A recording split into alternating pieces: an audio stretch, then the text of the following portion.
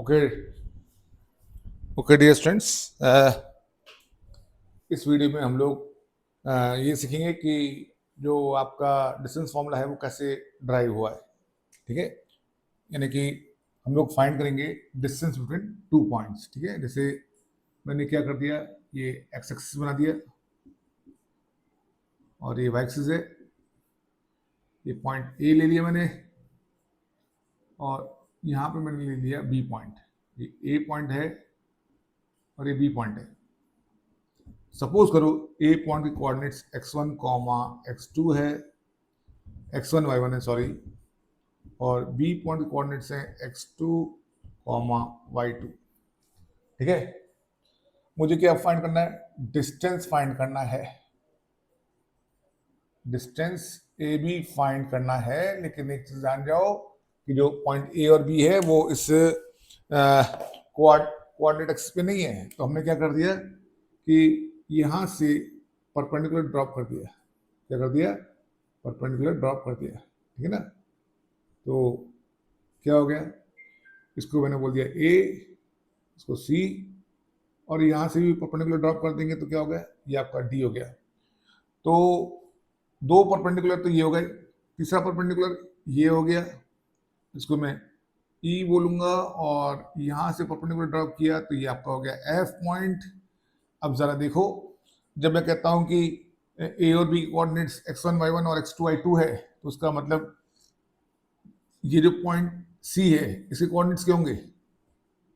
x1 0 और D के क्या होंगे? y2 x2 0। अगर मैं ई की बात करूं तो क्या होगा? उसका कोऑर्डिनेट्स 0 y1 और इसके कोऑर्डिनेट्स क्या होंगे? 0 y2। ठीक है, समझ में आ गया आपको? अब एक काम करेंगे हम लोग, अभी भी हम लोग जस्ट पढ़ के आए हैं कि डिस्टेंस बिटवीन सी डी क्या होगा। बताओ आप। यहाँ पे मैंने एक परपेंडिकुलर और ड्रॉप कर दिया जिसको मैंने बोल दिया एपी। ठीक ना? तो पहला काम मैं क्या करूंगा, सी और डी के बीच का डिस्टेंस निकालूंगा, है ना? तो डिस्टेंस सी डी क्या होगा? x2 x1 होगा। अब आप बोलोगे कि क्यों निकाला?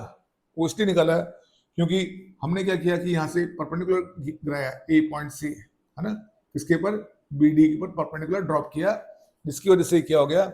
ये वाला जो हिस्सा दिखाई दे रहा है आपको, ए सी डी पी, ये वाला हिस्सा जो है आपका एक रेक्टेंगल बन गया। इसलिए जो सी डी की लेंथ होगी वो ए पी की लेंथ होगी, यानी कि x2 माइनस का x1।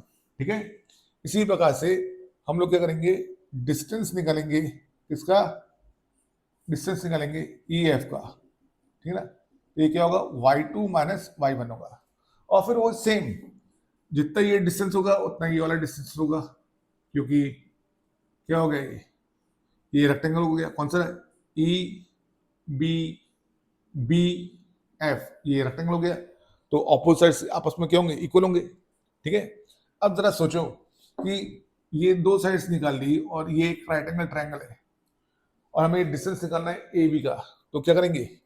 हम लोग पाइथागोरस थ्योरम लगाएंगे। तो क्या लिखेंगे हम लोग? In right triangle A P B, A B का square equals to A P का स्क्वायर प्लस बी पी का स्क्वायर। तो ए पी का स्क्वायर क्या हो गया? x2 माइनस x1 का होल स्क्वायर, और बीपी का स्क्वायर क्या होगा? y2 माइनस y1 का होल स्क्वायर। लेकिन हमें तो सिर्फ ए बी चाहिए, तो क्या करेंगे? स्क्वायर रूट ले लेंगे। किसका? इस पूरे का। तो ये क्या बनेगा?